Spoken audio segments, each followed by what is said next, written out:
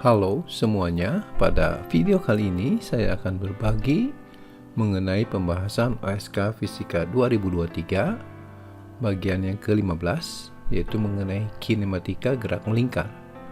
Soal ini sebagai simulasi 2024. Mudah-mudahan video ini bisa membantu bagi yang mau mengikuti OSN atau hanya sebagai pendalaman pada materi fisika. Yuk kita langsung mulai. Pembahasan OSK Fisika 2023 part yang ke-15 mengenai kinematika gerak melingkar. Sebuah mobil bergerak dengan percepatan tangensial yang konstan, besarnya adalah A tangensial sama dengan 0,62 meter per second kuadrat, sepanjang permukaan horizontal berbentuk lingkaran dengan jejari R sama dengan 40 meter. Koefisien gesek antara roda mobil dan permukaan jalan adalah mu sama dengan 0,20. Jarak yang ditempuh mobil tanpa slip jika saat awal kecepatannya 0 sama dengan adalah berapa meter. Ya, jadi kita gambarkan dulu keadaannya. Jadi ada sebuah lintasan berbentuk lingkaran dan di suatu tempat mobil mulai bergerak ya dari keadaan diam dengan percepatan tangensial 0,62 meter per second kuadrat mengitari lintasan ini. Karena kecepatannya makin lama makin cepat ya, karena ada percepatan tangensial, berarti besarnya kecepatannya berubah ya. Maka suatu saat akan slip ya, karena terlalu besar kecepatannya ketika dia bergerak melingkar. Misalkan di suatu tempat ya, katakanlah di tempat ini, setelah menempuh jarak S, ini lengkung lintasannya, maka mobil di sini itu akan terjadi slip. Nah, bagaimana percepatannya kita tuliskan di sini. Ada gerak melingkar, berarti tentu saja akan ada percepatan yang ke pusat ya, yaitu percepatan sentripetal ya, dan percepatan tangensialnya masih ada ya. Jadi pada keadaan ini katakanlah dia mencapai slip. Nah, di sini percepatan yang dialaminya adalah total dari percepatan sentripetal dan tangensial, tentunya lebih besar ya. Kita sebut saja AT besar. Inilah percepatan totalnya yang menyebabkan gaya gesek itu tidak mampu lagi menahan dari percepatan ini sehingga mobil bisa slip ya. Untuk itu kita gunakan hukum Newton untuk menyelesaikannya. Kita lihat dari sini pada keadaan slip itu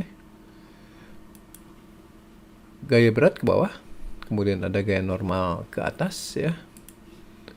Kemudian di sini dia bergerak ke depan ya dengan percepatan totalnya A T besar ini, dan ada gaya gesek ya yang melawan gerak dari mobil ini. Nah, bagaimana hubungannya? Kita jabarkan menggunakan hukum Newton ya, sigma F sama dengan M kali A. Jadi F yang bekerja di sini adalah gaya gesek ya, yaitu mu mg ya, sama dengan M kali, nah A-nya adalah A total tadi ya.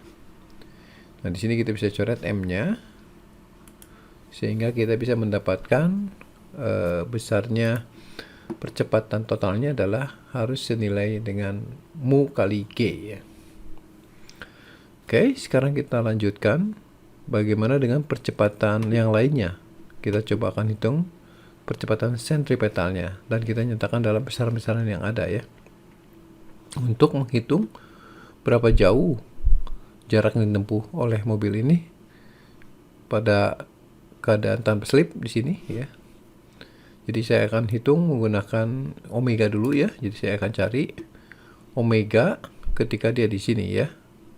Kita gunakan rumus gerak melingkar berubah beraturan karena percepatan tangensialnya itu konstan ya, atau percepatan sudutnya juga konstan.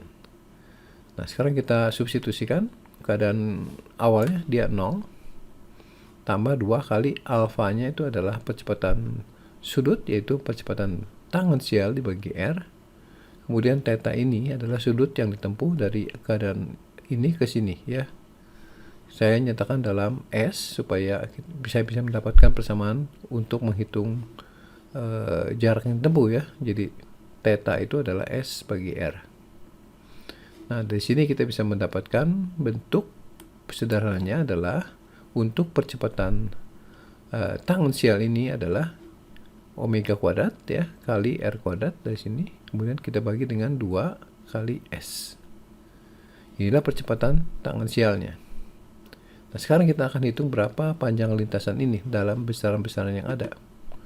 Saya tulis dari sini lagi, di sini akan ada S, jadi saya mulai rubah persamaan ini, jadi S sama dengan R ya, kali omega kuadrat kali R ya. Ini saya pisahkan karena saya punya arah untuk menyatakan besaran omega kuadrat R ini dalam percepatan sentripetal ya, supaya kita bisa menghubungkan antara besaran percepatan sentripetal, tangensial, dan totalnya.